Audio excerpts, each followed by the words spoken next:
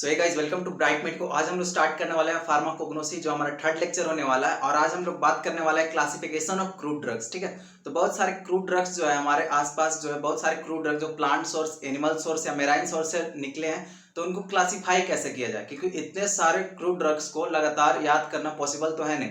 इसीलिए साइंटिस्ट ने एक तरीका निकाला कि कैसे इन लोगों को एक अपने बेसिस पे क्लासिफाई करें और इनको पढ़ा जाए। ठीक है, तो आज हम लोग वही देखने वाले हैं कि कौन कौन से बेसिस थे। ठीक है, बहुत ही फनी टाइप का लेक्चर होने वाला है। मीन्स कैसे साइंटिस्ट लोग जो है किस तरह से अपना दिमाग लगाते लगाते आज एक सही निष्कर्ष तक पहुंचे हैं कि क्लासिफिकेशन को हम लोग पढ़ रहे हैं। तो पहला हम लोग स्टार्ट करते हैं। जैसे एक साइंटिस्ट ने पहला स्टार्ट किया classification, alphabetical basis of classification. Alphabetical classification की बात करें तो जो हमारा क्लासिफिकेशन था, जो हमारा ड्रग था वो किसके बेसिस पे क्लासिफाई किया गया? अल्फाबेट के बेसिस पे। अल्फाबेट आप सभी जानते हैं, ABCDEF इस तरह से किया गया।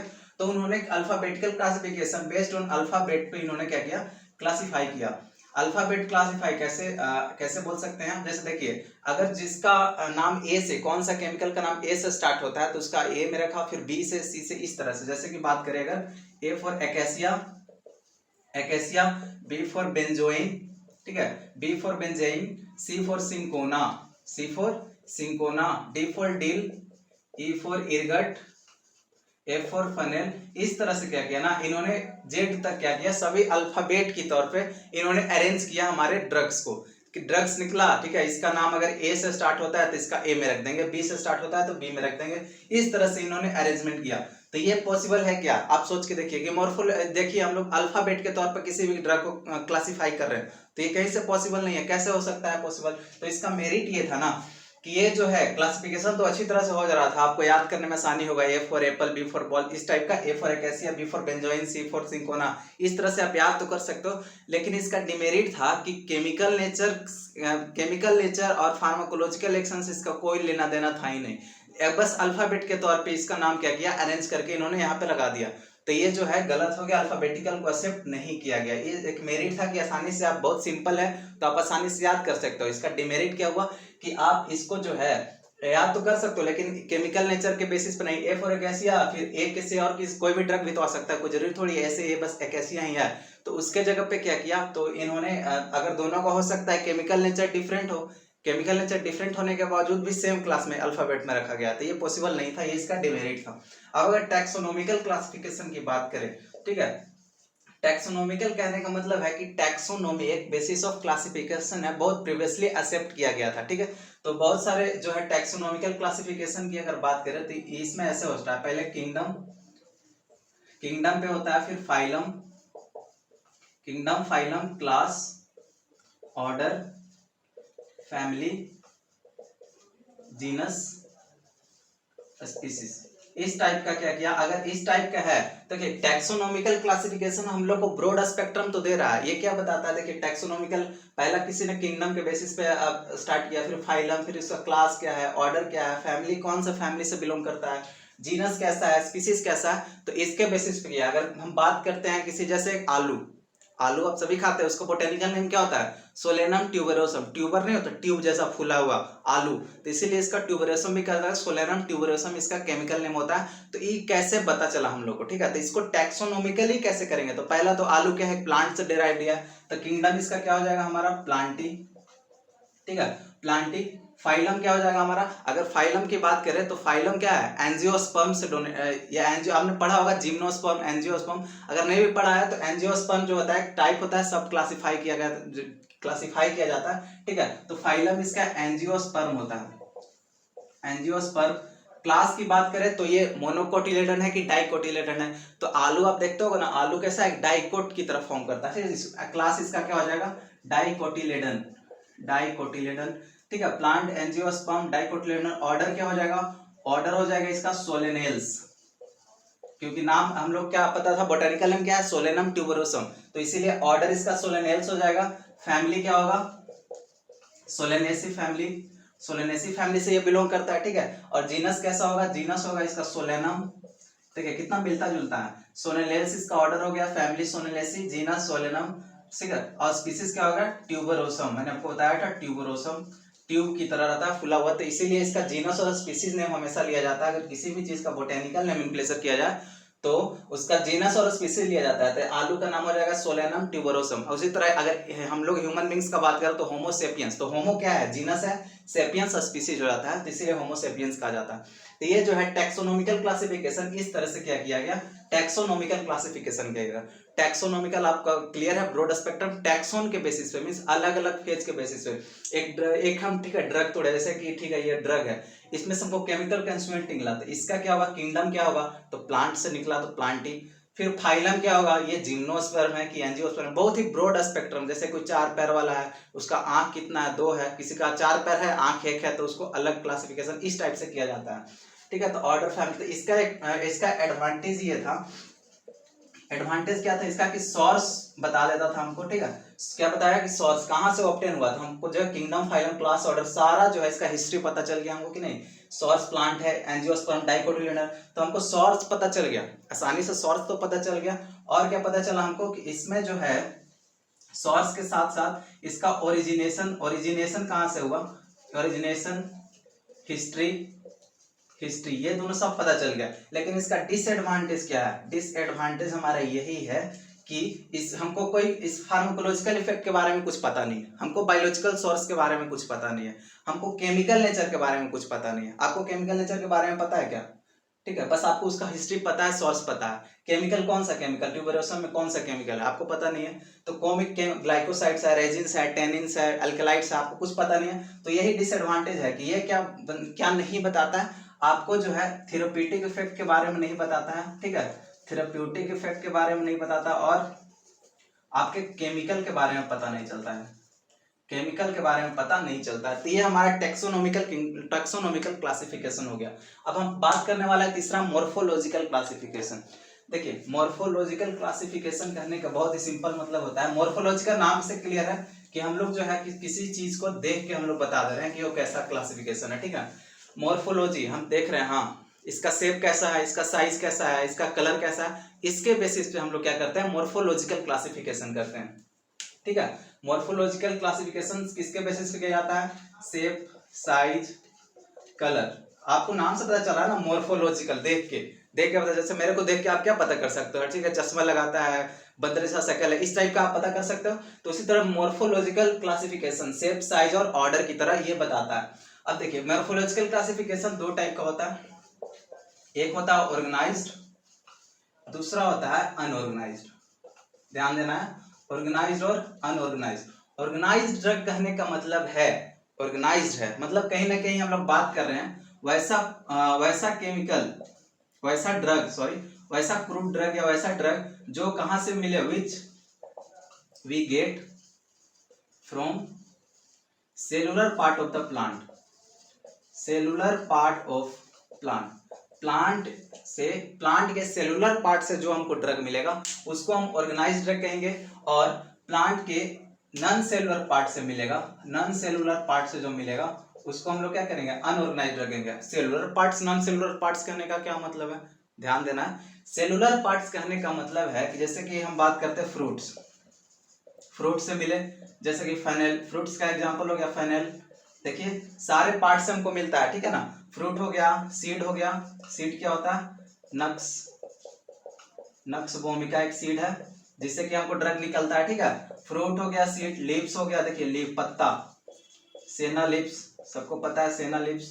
और क्या हो सकता है, और हो सकता है आपका वुड, लकड़ी से मिले, वुड से मिले तो इसका एग्जांपल हो गया सैंडलवुड। ये सब नोट कर लेना है, नहीं तो आपको नोट्स प्रोवाइड कर दिया जाएगा, उसमें दिया हुआ रहेगा। ठीक है, सैंडलवुड, वुड हो गया हमारा, तो क्या हो गया, वुड में क्या आता है, सैंडलवुड आ जाएगा, इजी है। अब क्या आ सकता है और बताइए, राइजोम, सबसे बेस्ट राइजोम, टर्मरिक, हल्दी आप जो खाते हैं ना, हल्दी, टर्मरिक या जिंजर, ये क्या है, हमको राइजोम से मिलता है। ठीक है, fruit, seed, leaves, would, rhizome. अब क्या आता है, बार्क ऑफ ट्री से भी मिलता है, तो जिसको सिंकोना बार्क, क्या आ गया हमारा, सिंकोना बार्क। ठीक है, सिंकोना बार्क आसानी से मिलेगा।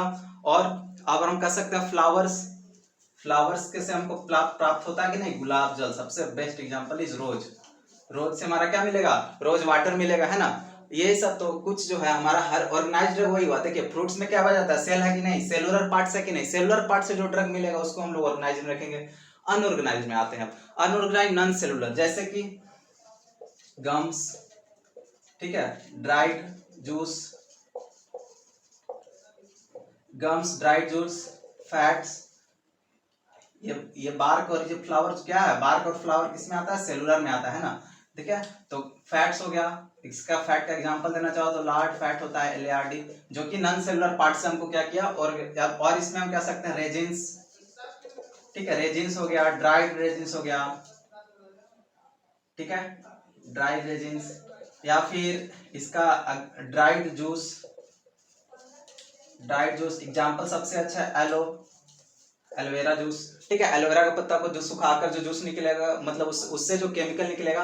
अभी हम कहना क्या चाहते हैं, नॉन सेलुलर पार्ट्स, आप जूस तो निकाल लिए, तो ये तो केमिकल होना चाहिए, सही जवाब। लेकिन नॉन सेलुलर कहने का मतलब, जैसे हम एग्जांपल लेते हैं, एक हमारे पास क्या है, सपोज दैट किया हमारा एलोवेरा के जूस को क्या किया ना, हम निकालें, ठीक है, उसको सुखाएं, उसको सुखा दिए। अब सुखाने के बाद उससे जो केमिकल निकालेंगे, जो हम ड्रग में यूज करेंगे, वो अनऑर्गेनाइज के अंतर्गत आएगा, समझ गए। डायरेक्टली प्लांट से, ये प्लांट का पार्ट तो है लेकिन नॉन सेलुलर पार्ट है, उससे हम जो ड्रग निकाल रहे हैं उसको अनऑर्गेनाइज ड्रग में रखेंगे। तो ये था हमारा मोर्फोलॉजिकल क्लासिफिकेशन, ठीक है। तो अब इसका मेरिट और डिमेरिट क्या हो सकता है, आप खुद पता कर लो। मोर्फोलॉजी आप देख के पता कर लोगे क्या, कि हाँ आप देख के पता कर लोगे, किसी प्लांट को अगर आपको दिखाया जाए तो मोर्फोलॉजी के बेसिस पे रख दिया, अरे भाई ये जो है, ये मोर्फोलॉजी इसका टेढ़ा है, इसका बार्क इस टाइप का है, तो इसको इस पार्टिकुलर ग्रुप में रख देंगे। किसी का बार्क ऑपोजिट है, उसको, इससे केमिकल नेचर, ठीक है। इसका एडवांटेज ये था कि आप मोर्फोलॉजी के बेसिस पे आप एक जैसा हमको प्लांट एक ग्रुप में मिल जाता था। मोर्फोलॉजी के बेसिस पे अरेंज करोगे तो क्या होगा, एक जैसा प्लांट, एक जैसा जो ड्रग आ रहा वो एक ग्रुप में हमको मिल जाता था। लेकिन इसका डिसएडवांटेज था, यही डिसएडवांटेज भी था। कैसे था कि एक जैसा प्लांट आपको एक में तो मिल रहा है, हो सकता है कि आप दोनों प्लांट को एक ग्रुप में रख दो जिसका केमिकल नेचर डिफरेंट हो, मोड ऑफ एक्शन डिफरेंट हो, बस वो देखने में सही लग रहा है, देखने में एक जैसा लग रहा है, इसका ये मतलब नहीं कि उस बंदा उसी की तरह हो, उससे मतलब ज्यादा अच्छा भी हो सकता है, ज्यादा खराब भी हो सकता है। तो साथ रखने का एक फायदा भी है और एक नुकसान भी है, क्लियर है। तो ये ऐसा ही टाइप का था कुछ। तो ये अनऑर्गेनाइज ऑर्गेनाइज का हमारा क्या हो गया, एडवांटेज और डिसएडवांटेज हो गया। अब मोर्फोलॉजिकल के बेसिस पे आप केमिकल नेचर का हमको पता भी नहीं चल रहा है, ठीक है, केमिकल नेचर हमको पता चल रहा है, क्या फनेल हो गया, फनेल का नाम, बस केमिकल नेचर क्या है। मोर्फोलॉजिकल एक्शन तो ठीक है, लेकिन फार्माकोलॉजिकल एक्शन हमको पता चल रहा है कि कौन सा, किस तरह से इसका ओरिजिन कैसे हुआ, ओरिजिन हमको पता नहीं चल रहा है, टैक्सोनॉमी पता नहीं चल रहा है, कुछ पता नहीं चल रहा। तो इसीलिए ये सब डिमेरिट्स हैं इसके मोर्फोलॉजिकल के। अब हम लोग क्या बात करने वाले हैं, फार्माकोलॉजिकल, ठीक है, pharmacological classification of crude drug. देखिए कितना बेहतरीन है pharmacological classification of crude drug. Pharmacology आप सभी जानते हैं क्या होता है फार्माकोलॉजी। फार्माकोलॉजी कहीं ना कहीं तो रिलेटेड किससे है, मोड ऑफ एक्शन, ठीक है। कोई ड्रग दे रहे हैं तो हमारे बॉडी पे किस तरह से काम कर रहा है, उसको हम लोग फार्माकोलॉजी के अंतर्गत पढ़ते हैं, ठीक। तो अब कैसे फार्माकोलॉजिकल एक्शन में हम क्या क्या मतलब किस किस के क्षेत्र में इसको हम डिवाइड करते हैं, आइए देखते हैं। तो फार्माकोलॉजिकल क्लासिफिकेशन क्या किया गया ना, कि ये जो है अलग अलग सिस्टम पे जो जो ड्रग काम करते थे उनके बेसिस पे अरेंज किया गया फार्माकोलॉजिकल सिस्टम। जैसे देखिए, drugs acting on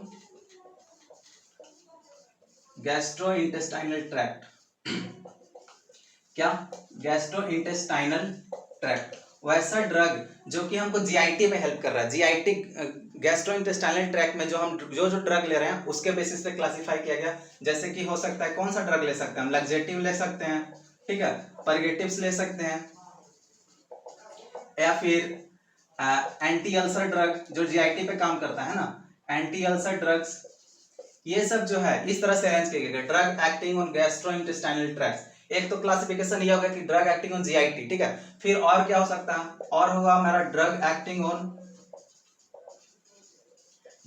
on CNS, central nervous system पे जो ड्रग एक्ट कर रहा है उसको रखा गया। एग्जांपल की बात करें तो इसमें आ जाएगा कैफीन, कॉफी जो आप पीते हो ना उसमें कैफीन होता है जो कि आपको सेंट्रल नर्वस सिस्टम को एकदम स्टिमुलेट कर देता है, ठीक है, सीएनएस स्टिमुलेटर की तरह काम करता है।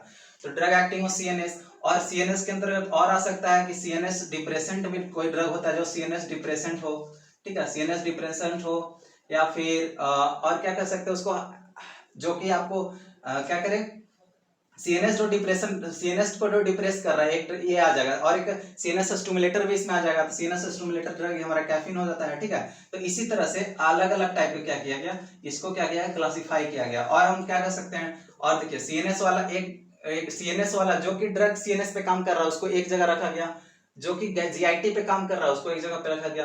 अब देखिए drug acting on autonomic nervous system, सभी जानते हो ऑटोनोमिक नर्वस सिस्टम, तो जो ऐसा ड्रग जो एएनएस पे काम कर रहा है उसको एक जगह रखा गया।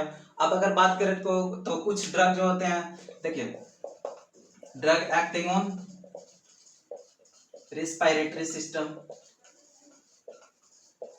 ठीक है, ड्रग कहाँ काम कर रहा है, रिस्पायरेटरी सिस्टम पे काम कर रहा है, रिस्पायरेटरी सिस्टम, हाँ जी रिस्पायरेटरी सिस्टम, ब्रोंको डायलेटर्स, ठीक है, ब्रोंको कंस्ट्रिक्टर जो कि ब्रोंक्यूल्स को डायलेट कर रहा है, फिर ब्रोंक्यूल्स को क्या कर रहा है, डिप्रेस कर रहा है, या फिर इसको हम इमेटिक्स जो कि इमेटिक्स वॉमिटिंग करवाने के लिए जो ड्रग देते हैं, ये क्या होगा आर रिस्पायरेटरी सिस्टम, जो वैसा ड्रग जो कि रिस्पायरेटरी सिस्टम पे काम करे। फिर drug acting on cardiovascular system, कहाँ कार्डियोवास्कुलर सिस्टम मीन्स हमारे हार्ट पे काम कर रहा है, कहाँ काम कर रहा है, हार्ट पे काम कर रहा है, कार्डियोटोनिक, ठीक है ना, कार्डियोटोनिक होता है। फिर जो हमारा एंटी हाइपरटेंसिव ड्रग होता है ये इसके अंतर्गत आता है, ड्रग जो कार्डियोवास्कुलर मीन्स कहने का मतलब है, देखिए और भी आ सकता है इसमें, ड्रग गिवन एज क्या एंटी कैंसर, ठीक है, एंटी कैंसर ड्रग को एक एंटी रूमेटिक्स ड्रग।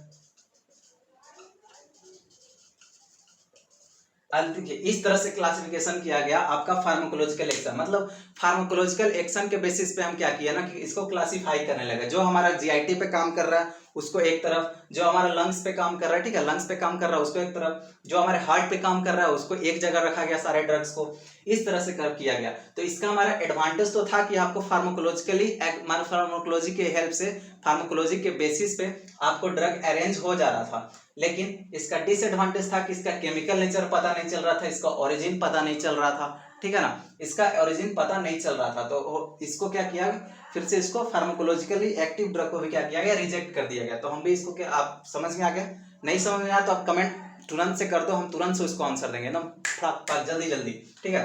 तो फार्माकोलॉजिकली को हम समाप्त कर देते हैं क्योंकि यहीं पे समाप्त हो जाता है, इस तरह से अरेंज किया गया। अब आता है chemical classification, chemical classification pharmacology हो गया, अब आता है केमिकल क्लासिफिकेशन।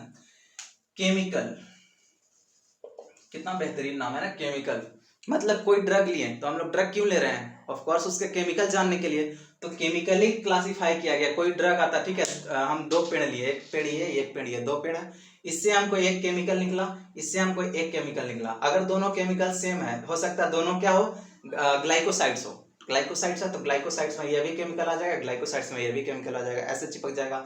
अब एक ग्लाइकोसाइड्स एक रेजिन्स अलग अलग चला जाएगा, ठीक है, इस तरह से क्लासिफाई किया गया। तो केमिकल क्लासिफिकेशन में किसके बेसिस पे,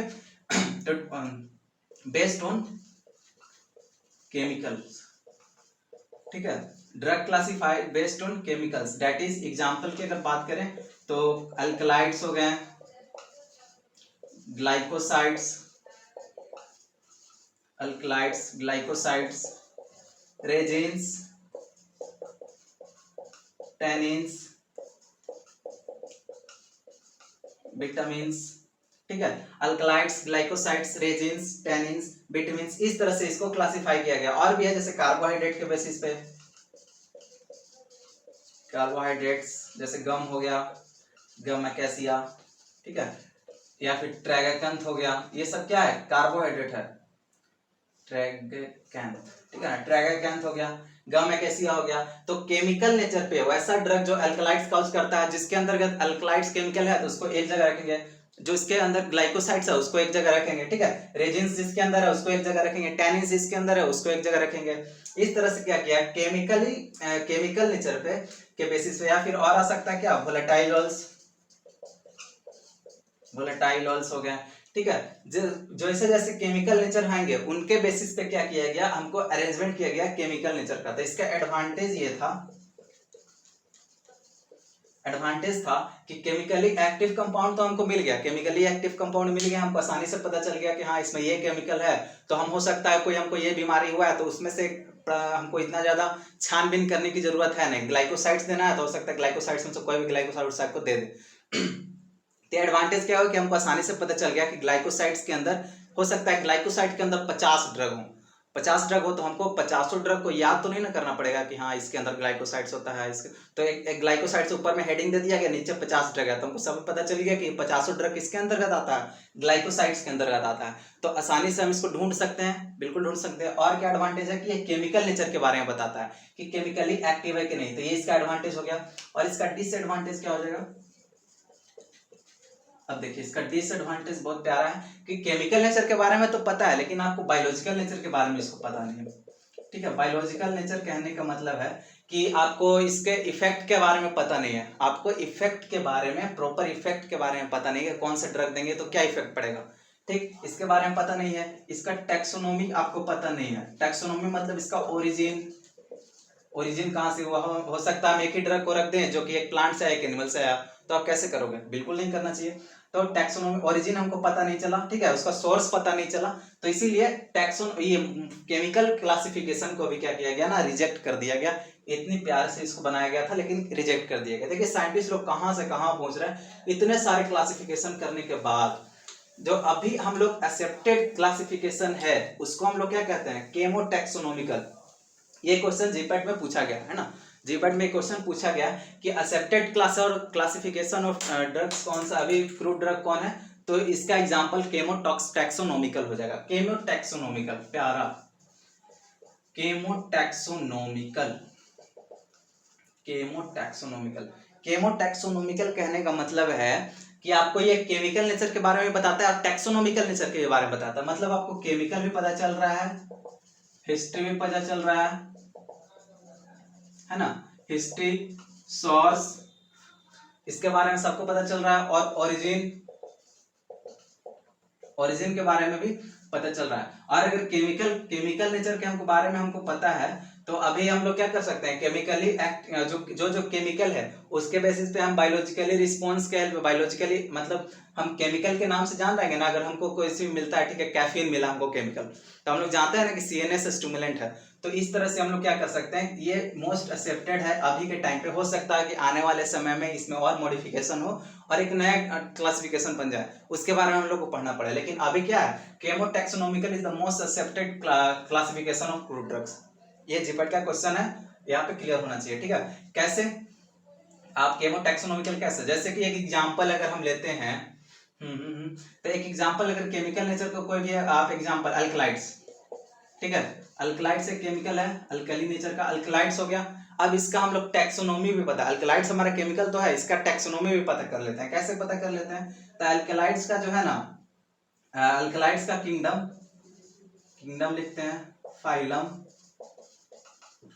क्लास, ये क्या है, टैक्सोनॉमिकल है, ऐसे ही टैक्सोनॉमिकल बनाया जाता है, ऑर्डर, फैमिली, जीनस, स्पीसीज, ठीक है, इस तरह से किया गया, ठीक है ना। तो इसका जो किंगडम बताया गया, तो किंगडम तो हम सभी जानते हैं क्या है, सॉरी प्लांटिन है, अल्कली कैसे, ठीक है, किंगडम क्या है, प्लांटी है, प्लांट किंगडम। फाइलम जो इसका होता है ना, सेम वही होता है, फाइलम जो है एंजियोस्पर्म ही होता है, ठीक है, फाइलम एंजियोस्पर्म। और इसका जो फैमिली है ये Solanaceae family, Solanaceae family, class Solanales हो जाएगा, ठीक है, क्लास हो जाएगा डाइकोटिलेडन, सॉरी क्लास हो जाएगा क्या, डाइकोटिलेडन्स, ऑर्डर हो जाएगा सोलेनेल्स, सोलेनेल्स ऑर्डर हो जाएगा। तो सोलेनेसी फैमिली से बिलोंग करता है। तो अल्कलाइड्स के बारे में हमको क्या पता चला, किंगडम, फाइलम, क्लास, ऑर्डर सब कुछ पता चल गया कि नहीं, तो केमिकल भी पता चल गया, इसका टैक्सोनॉमी भी पता चल गया, तो इसीलिए इसका नाम केमोटैक्सोनॉमिकल रखा गया, ठीक है, केमोटैक्सोनॉमिकल। और ये मोस्ट एक्सेप्टेड जो है, मोस्ट एक्सेप्टेड क्लासिफिकेशन है अभी के टाइम पे। तो हम लोग क्या पढ़े, अल्फाबेटिकल पढ़े, टैक्सोनॉमिकल पढ़े, मॉर्फोलॉजिकल, फार्माकोलॉजिकल, केमिकल और केमोटैक्सोनॉमिकल। अल्फाबेटी में A B C D, taxonomical, kingdom, phylum, class, order, family, genus, species, इसके बेसिस पे। मॉर्फोलॉजिकल बेसिस में हम लोग क्या देखा, ऑर्गेनाइज्ड ड्रग और अनऑर्गेनाइज्ड, मॉर्फोलॉजी के बेसिस पे देखा, ठीक है, cellular parts, non cellular parts. Pharmacology जैसे कि ड्रग जो जीआईटी पे एक्ट कर रहा है, ड्रग जो सीएनएस पे एक्ट कर रहा है, ड्रग जो एएनएस पे एक्ट कर रहा है, ड्रग जो हार्ट पे एक्ट कर रहा है, ड्रग जो लंग्स पे, ये रिस्पिरेटरी सिस्टम पे एक्ट कर रहा है, इसको क्लासिफाई किया। Chemical classification based on alkaloids, glycosides, resins, tannins, volatiles, इसके बेसिस पे केमिकल नेचर पे।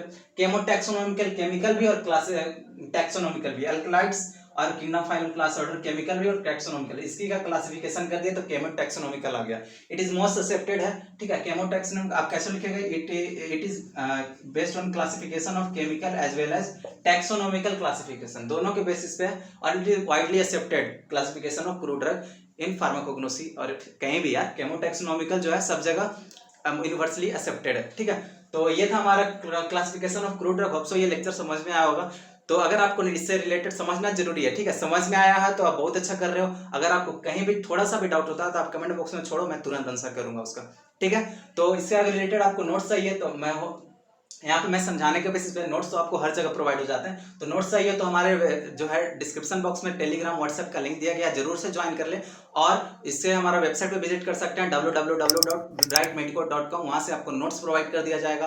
और अगर वीडियो पसंद आए तो चैनल को सब्सक्राइब करें और पढ़ते रहें। All the best.